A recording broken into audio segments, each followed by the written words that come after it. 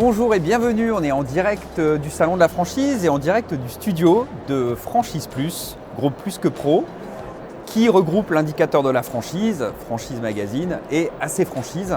Et on va vous parler de choses très intéressantes. Alors je suis accompagné de deux éminents représentants de la franchise, mais je suis aussi entouré de magnifiques trophées qui sont les trophées des meilleures franchises de France. Alors Grégory, tu peux nous en dire plus peut-être sur ces trophées ? Une nouvelle édition, donc une nouvelle fois, on a permis aux franchiseurs de rentrer dans un monde de preuves. On le sait, dans un contexte incertain, dans un contexte de crise, c'est le moins qu'on puisse dire, puisque c'est tout de même difficile pour tous.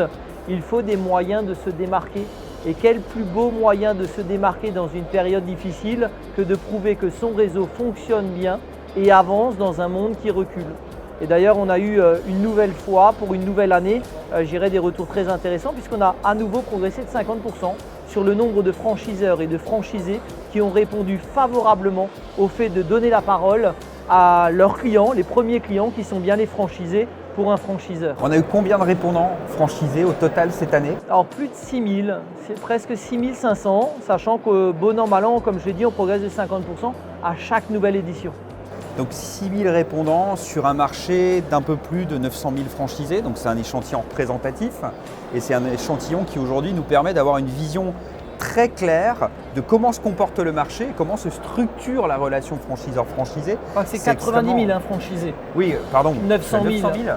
Alors, c'est 900 000 employés. 900 000. Non, tu as raison. C'est 900 000 employés, 90 000 franchisés, 2100 réseaux de franchises et 90 milliards d'euros de chiffre d'affaires. Exactement. Et donc sur les 90 000 franchisés, on en a interrogé 6 500. C'est extrêmement représentatif. Oui. Et c'est intéressant pour avoir un peu la météo du marché et la météo de la manière dont se comporte en fait la relation franchiseur-franchisé. Alors François-Luc, tu es ici, tu es aussi ici en bas puisque tu es un des partenaires en fait des trophées. Alors pourquoi oui, il est partout. Pas peur de le dire. Il est sur les affiches là. J'étais là depuis la première édition.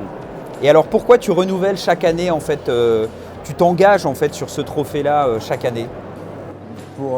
D'abord ce concours par excellence est un concours de méritocratie. C'est la méritocratie dans la franchise. C'est le seul concours qui confronte les franchiseurs au vote des franchisés.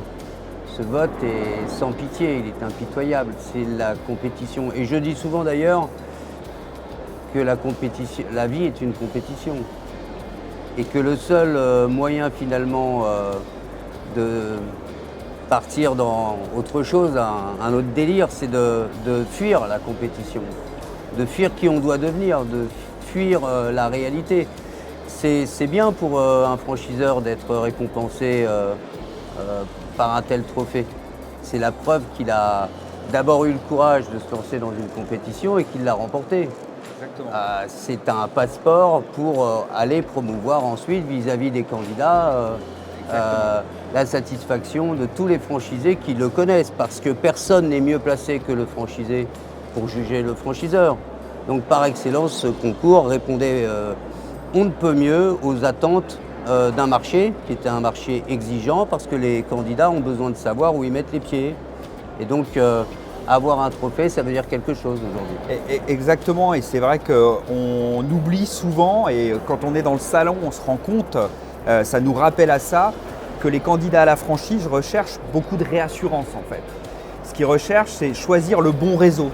Et la meilleure manière quand même de montrer qu'on a bien fait son métier de franchiseur, c'est de montrer la satisfaction en fait de ces franchisés. Tu peux peut-être nous en parler, Grégory ?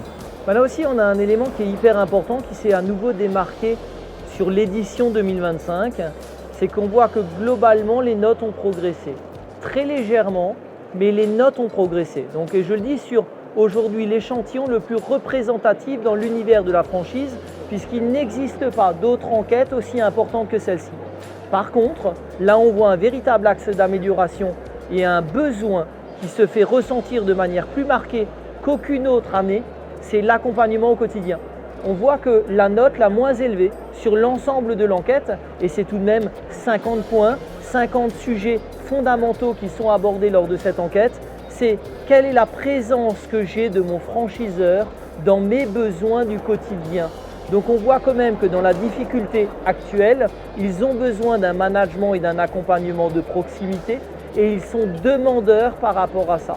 Et donc évidemment, si c'est une demande des franchiseurs actuels, des franchisés, par rapport à leurs franchiseurs, ce sera forcément une attente et un besoin des futurs franchisés, donc des candidats d'aujourd'hui qui seront des franchisés de demain. Et de pouvoir montrer une nouvelle fois qu'on répond présent sur un sujet qui est le sujet crucial du moment, parce que c'est en temps de tempête que l'on a besoin d'un phare et d'un capitaine, et ben c'est là que les réseaux doivent être sensibles et qu'ils doivent mobiliser l'ensemble de leurs forces. Et comme François-Luc l'a dit, et je terminerai sur le sujet, c'est que non seulement on a besoin d'un trophée, on a besoin d'une singularité, ce qui se veut l'essence même de la franchise, mais on a aussi besoin de montrer que l'on est là pour compenser les trous dans la raquette dans des périodes plus difficiles. Exactement. Et en fait, souvent les réseaux pensent à l'amélioration continue sur le savoir-faire, sur le concept, mais en fait, il faut travailler l'amélioration continue sur la relation franchiseur-franchisé. Et pour commencer en fait à faire de l'amélioration continue, en fait, il faut se benchmarker, il faut s'analyser, il faut faire ce travail d'introspection. Et c'est vrai que faire une étude pour comprendre en fait dans quel mindset sont les franchisés, quels sont les points d'amélioration, notamment tu parlais d'animation au quotidien, d'assistance au quotidien, c'est définir en fait les points sur lesquels je vais pouvoir améliorer mon management en fait. Et c'est clé parce que derrière, c'est ce que recherchent les candidats, plus d'assistance, plus d'accompagnement, pour être mieux sécurisé dans son projet entrepreneurial. Donc je rappelle quand même les partenaires historiques, Caisse d'épargne, Simon et Associés, Inextinso, alors Franchise Management, Franchise Magazine et AC Franchise.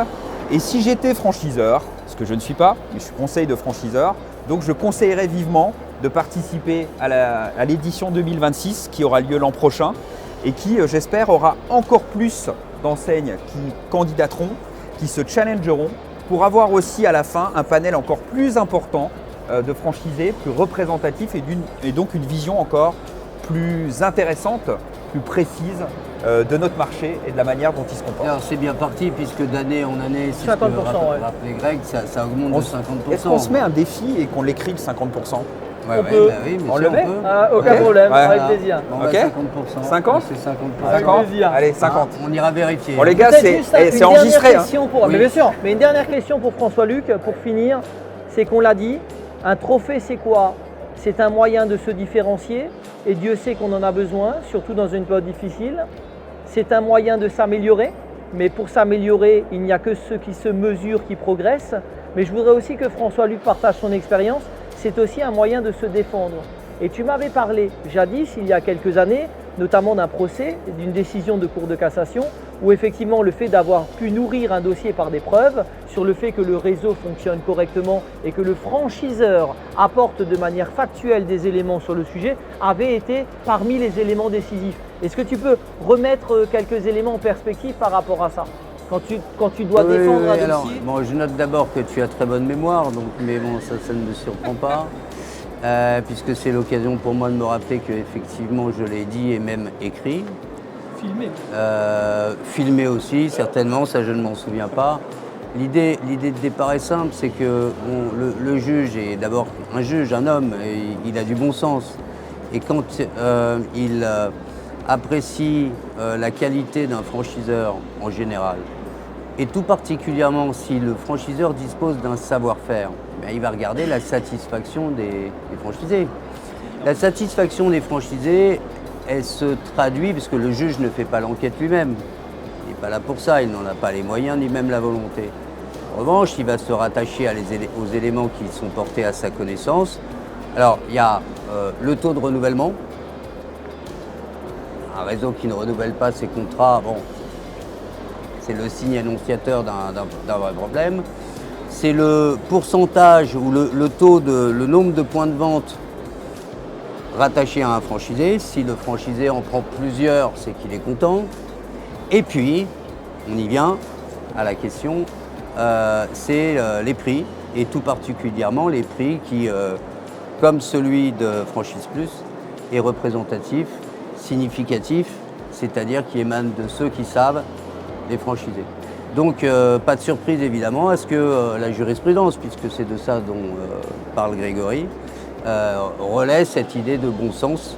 Donc ça peut être effectivement un argument supplémentaire pour rejoindre les trophées en 2026. Donc à intégrer dans son DIP dès le départ et à intégrer si nécessaire dans une procédure en justice, parce que même les meilleurs ont des problèmes et tous ont des problèmes. La différence, c'est que les meilleurs gagnent par rapport aux mauvais et c'est très bien comme ça. La preuve, la monnaie du XXIe siècle. Merci messieurs pour votre participation. Et merci de nous avoir invités à y participer. C'est peut-être quand tu dis les meilleurs gagnent que le meilleur gagne. C'est très bien. Donc l'an prochain, que le meilleur gagne.